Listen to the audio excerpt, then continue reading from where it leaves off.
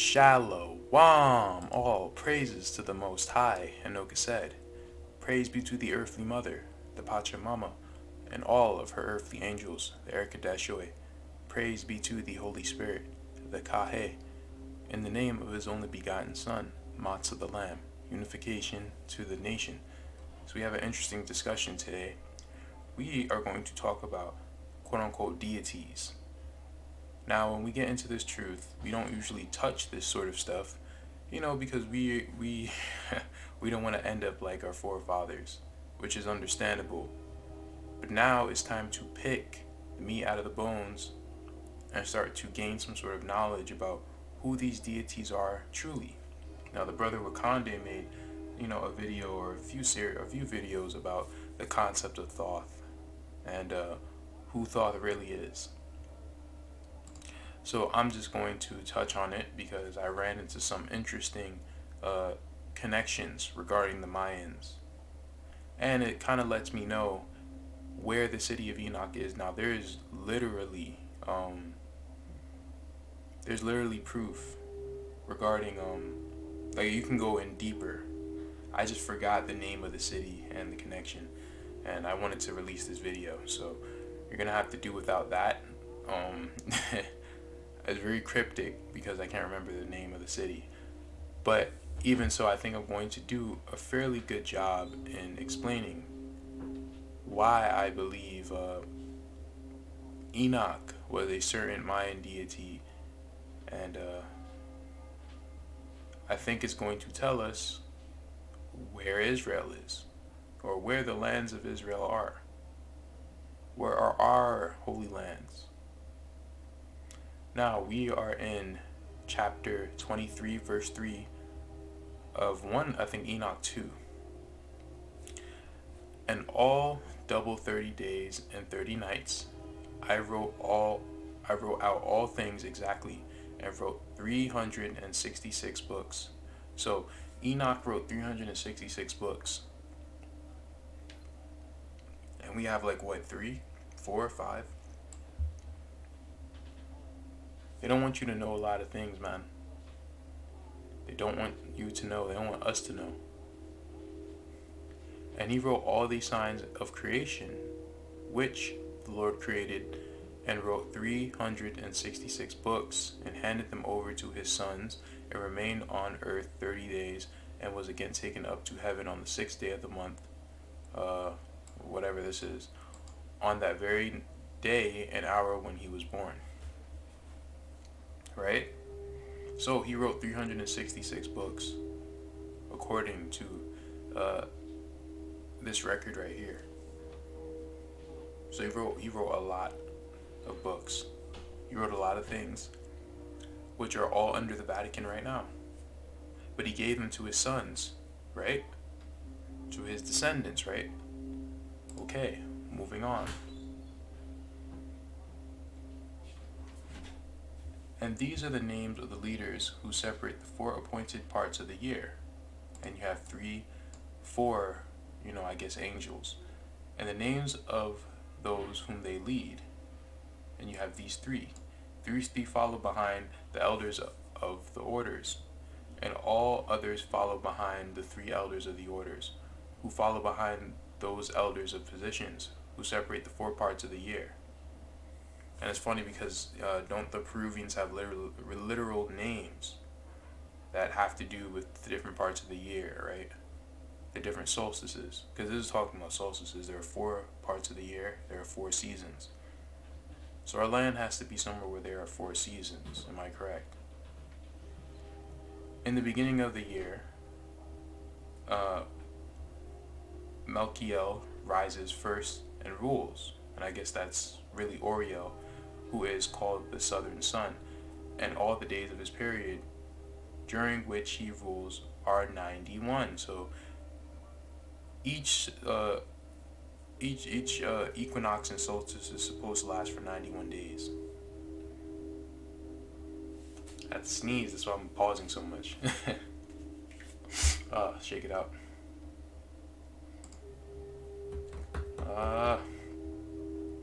So Itzamna, the Mayan supreme being and father of the universe. Okay. And don't pay attention to every single little thing, but pay attention to how he is described and what his uses are and what he did for these people.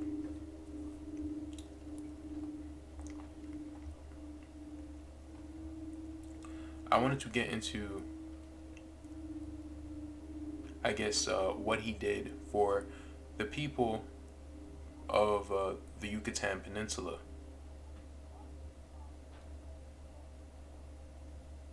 Itzamna was a fantastic mythical being that embodied the opposites of our world: earth, sky, life, death, male, female, light, dark. And according to the Book of Remembrance, did Enoch not speak on the sanctity of marriage? Did he not speak on the calendar in the Book of Enoch? Did he not separate, uh, the stars and, the years, the months, the seasons, the division of days? He did all these things, right? He was very knowledgeable, incredibly knowledgeable. According to the Mayan mythology, Itzamna was part of the supreme power couple, husband to the elder version of the goddess, and I don't even know how to say this. But this sounds like Ebony. Edney? I think it's Edney. Yes, it's Edney, not Ebony. Edni, the power couple, right? And this is what people do. They deify people from the scriptures. They even do it recently. Look at what they did to King David with Pachacuti. Now they're worshiping him like he's some sort of god, like he was just a man, bro. Right, righteous brother for his time. But he would blow anyone else out the water, so please do not talk bad about King David, because you can point at him and say, oh, he's an adulterer, but I'm pretty damn sure that he lived his life a lot more righteous than 99.9% of us. And together they were parents of all the other gods. In the Mayan language, Itzamna means cane man, lizard, or large fish. The Itz part of his name means a number of things, among them dew or stuff of the clouds. In Quechua, divination or witchcraft. Interesting, right? Let's move down. Itzamna is credited with inventing writing and the sciences and bringing them to the Mayan people. Often he is portrayed as an aged man with the written form of his name, including the Ahu, shout out to Kurameo, for leadership alongside his conventional glyph. His name is sometimes prefixed as the Akbal sign, a symbol of blackness and night that at least to a degree associates Itzamna with the moon. He is considered a force with multiple aspects combining the earth, heavens, and underworld. He is associated with birth and creation and Maiz. In Yucatan, during the post-classic period, Itzamna was also worshipped as the god of medicine. Does Enoch not have a book talking about medicine and healing and herbs and things of that sort, right? Where's that book? We will never get it. We won't get it as long as the Vatican is there, because there is no way in hell they would ever give us that information. But we have the information that we need. Illnesses associated with Itzamna included chills, asthma, and respiratory ailments. Wow, right? Itzamna was also connected with the sacred world tree, which for the Maya linked together the sky, earth, and Xibalba, the Mayan underworld. God D is described in ancient texts from sculpture and codices as a scribe. What did Enoch do? He wrote down a bunch of things that he saw when he went to the heavens, or a learned person. Adzal. He is the top god of the Mayan hierarchy of gods, and important representations of him appear at Copan, Altar D, Palanki, House E, and Pay Red and Pay wait Pi Piedras Negras. Sorry, this is not my thing, but that's all I wanted to read for this. Let's move on. Itzamna, he is the son of the sunny creator God, and this is supposed to be the Most High. Hanab Ku, or it could be Hamashiac. I don't even know, bro, because stuff gets confusing. He was heavily involved in the development of Mayan culture. He brought architecture, agriculture and farming to the masses, and also invented those essential items, books and writing. See how much he's credited for writing and books and being a scribe and knowledge for the calendar. He in farming to the masses, he also invented essential items, books, and writings. It's a shame more samples of his invention didn't survive, as a few extra original Maya volumes would do wonders for our research. Yeah, it's just like, why is all of his writings like gone? Isn't that kind of odd?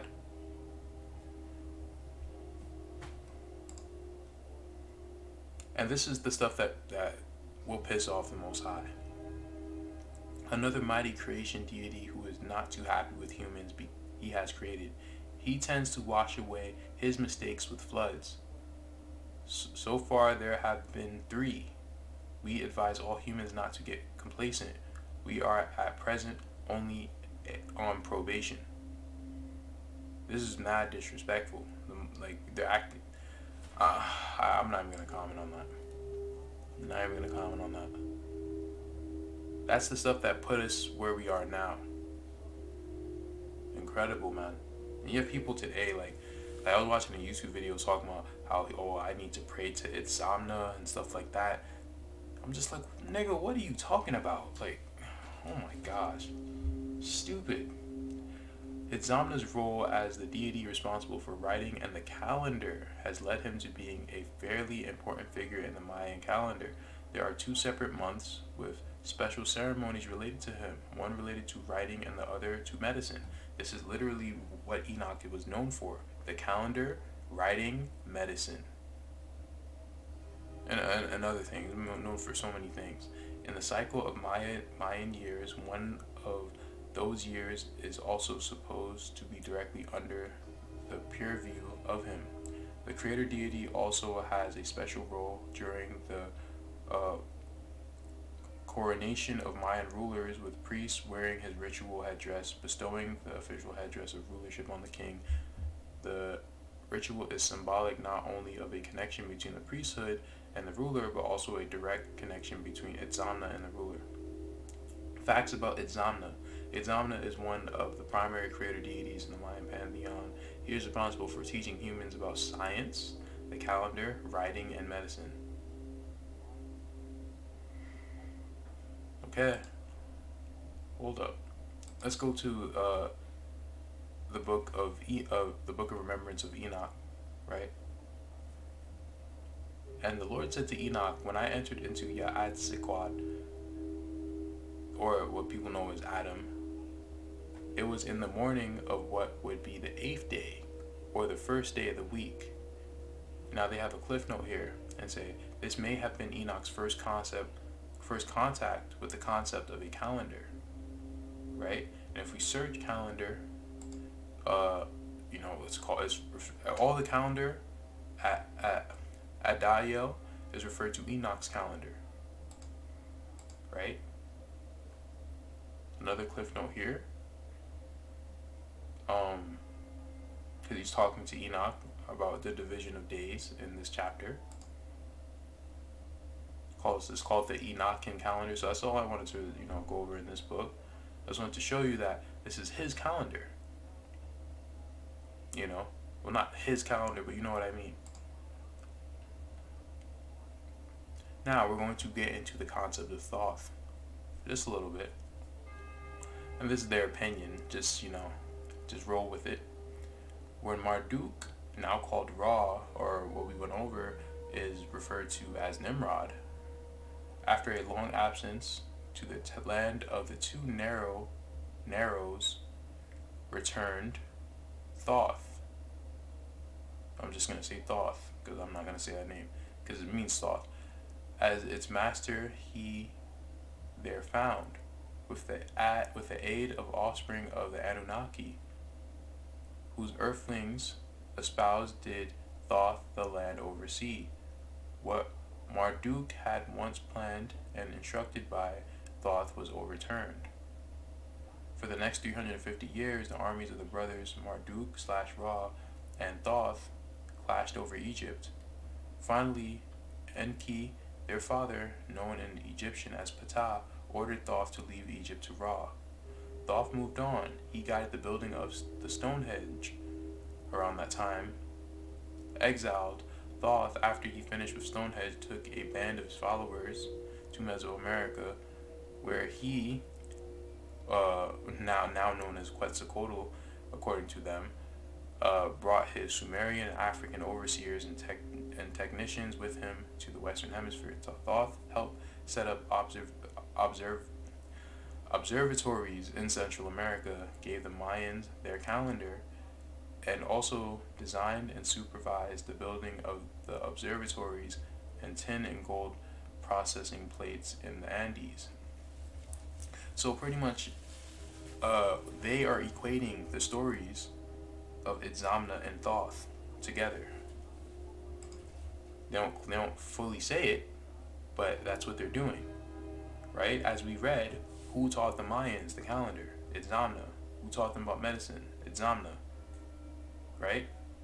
But they're saying that Thoth went to Mesoamerica and taught the Mayans and the Incans, right? Let's keep going. Now, who built the Great Pyramid? Because in the Emerald Tablets it says that Thoth built the Great Pyramid.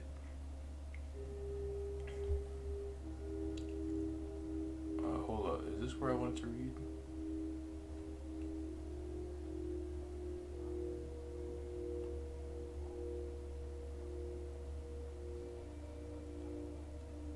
Right here. Thoth is the one who built the Great Pyramid in Giza. It never said in Giza, it just said the Great Pyramid in the Emerald Tablets. So I don't understand these people. It never said in Giza, it just said the Great Pyramid. So let's just stick to what it said. Nearly 600,000 years, he led the ancient race of Egypt. How the hell he lived that long? Whatever. Let's move on because I'm not interested in their mythology. But they are referring to him as being immortal. And that's reminiscent of him going up to heaven, right? Thoth built the Great Pyramid across the Great Hall of the Amenti, the world beyond, the gods where the soul of death passed, including the knowledge of the ancient wisdom, writings, and instruments of the old Atlantean, and named the most trusted his men to guard them. I guess the most trusted of his men to guard them. The priests of the pyramid, they declared Thoth the god of wisdom. The Great Pyramid was a temple of initiation, and among those who gathered wisdom in this place are Jesus, Solomon, and Apollonius. Okay, I don't even know who that dude is. But you notice what they said, right? They said that the priests of the pyramid were supposed to guard his knowledge, right? I hope we're on this wave. But where did they find all the treasures? Did they find them over there, or did they find them in the Mayan temples?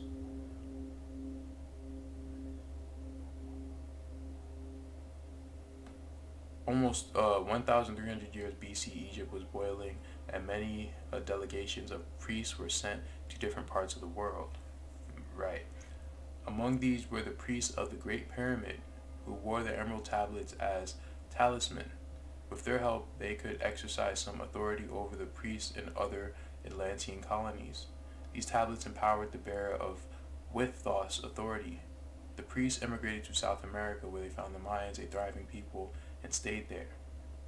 In the 10th century, the Mayans colonized the the Yucatan Peninsula, and the tablets were placed under the altar of one of the temples dedicated to the sun god.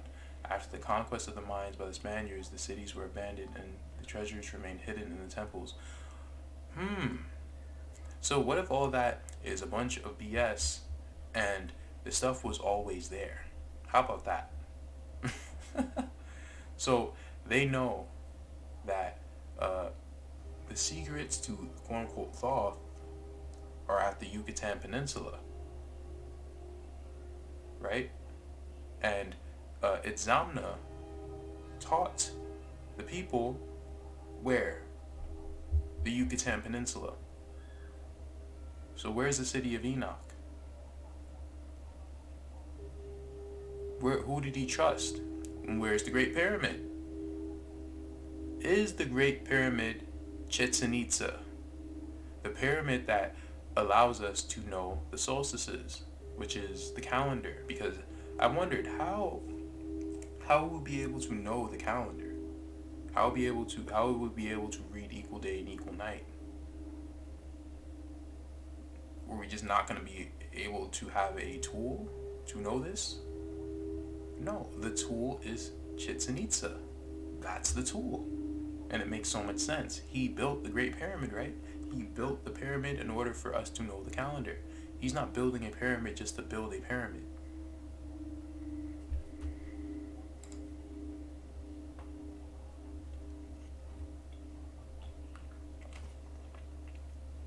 The Secrets of Thoth and the Keys of Enoch. Let me see.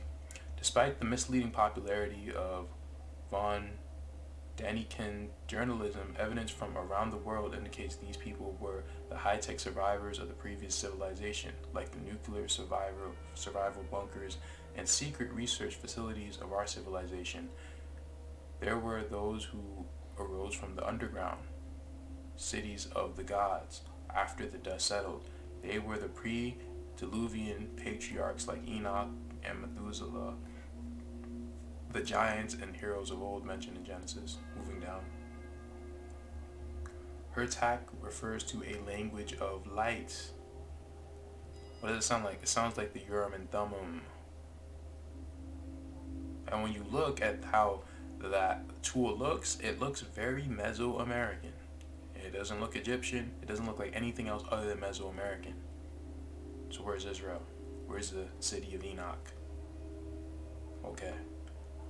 And a great pre-scientist of the previous time cycle named Enoch, who is associated with the building of the Great Pyramid complex. Hertak alludes to the grand spiritual science, a science which describes a genetic stairway to the stars.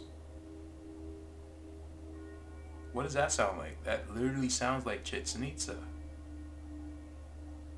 The pre-scientist Enoch is a pre-Diluvian patriarch, one of the most famous and seminal characters in the previous time cycle, father of Methuselah and great-grandfather of Noah. Enoch is certified in the Bible as architect of the original Zion, the legendary city of Yahweh, as well as inventor of the alphabet and calendar. Enoch is also history's first astronaut. Okay, if that's what we're gonna call him, I guess so. Moving on, we went over that Enoch wrote a bunch of books, right? Now this is a bit of an exaggeration, but they're trying to say that Thoth was an immortal god. So if he wrote this many books, 36,525 books, for an immortal god, I think that's pretty good, right? For an immortal being. But Enoch was not an immortal being. So Thoth wrote a bunch of books. Enoch wrote a bunch of books. Thoth was the god of what? Science and medicine. So was Enoch. So was Itzamna. Facts about Thoth God of Egypt. Hold up.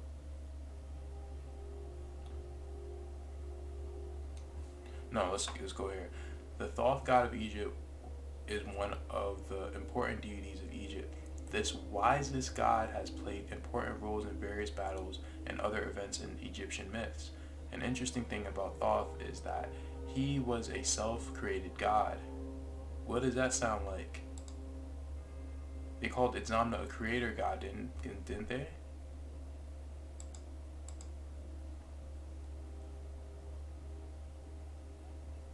He is credited with the invention of hermetic arts and magic. The Thoth Egyptian god had 8 children with his wife Ma'at. I don't know how to say that, but that sounds like Ebony, right? They always put him with some sort of wife, with his rib, right? Thoth is also known as the moon god and is portrayed with a crescent on the head. The crescent shape present on his head is also known as the Atef crown. The Egyptian god Thoth is credited with invention of geometry, astronomy, and medicine.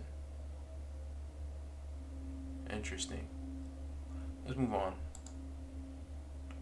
I just wanted to go over this because I found this interesting, because this is just how people like. I don't see how they can conceptualize certain things. I have discovered something interesting in the book of Enoch. In the 18th chapter, he is describing a journey with angels where they are flying in an angelic spaceship southwards on earth and coming to a place where there are pillars of heavenly fire. To me, this sounds like they are flying over Africa from the Middle East, coming to the South Pole, watching the southern lights. Now, let's see, why does he say that this is Africa? Enoch describes how he is passing several mountains, which quite well fits in with the mountains in East and South Africa. He passes over where the water collects, which obviously is where the oceans gather south of Africa. That literally and quite literally can be South America, because they have way more mountains. And where the waters collect, that could be the Atlantic and Pacific Ocean, because the waters literally do not mix there. Go look at it. They don't mix there. I just wanted to cover that because I found that interesting. And this is Itzamna, the creative hand of Itzamna, goddess of the tides. That's his wife. Fertility and childbirth. She is associated with moon and water. He is the heavenly dragon, supreme god, lord of the heavens, inventor of writing, and patron god of knowledge and the sciences. He must have had a huge impact on them. But this is what our people did. They deify people. Everyone does, not just our people, but everyone deifies people who, have these powers from the Most High. Like they do it with all people. They do it with Moses. They did it with David. They did it with Joshua.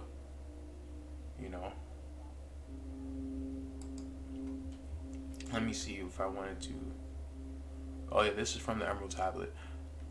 Built I the Great Pyramid, patterned after the pyramid of earth force, burning eternally, so that it too may remain through the ages. So where did he say of Giza? I don't see that. That's my point. Like, people need to stop adding stuff. But what was the pyramid of Chichen Itza built for? The Mayan were a culture full of signifiers, and everything made by them was realized with a meaning. So to understand what was built, the pyramid of Chichen Itza is a great complete of its history and wonderful architecture. This is weird writing. It is considered that the main reason and motivation that the Mayans had to construct this pyramid was to worship the god Kukulkan, represented by the figure of a serpent, and to this it is attributed to him all the decoration of the pyramid. However, various studies have also shown that the influence of the construction of the temple may have been given by the sun. In addition to the 365 steps mentioned above, and to which all the days contained a year are attributed to, each side of the temple has 52 boards, total and definite number of the Toltec cycle.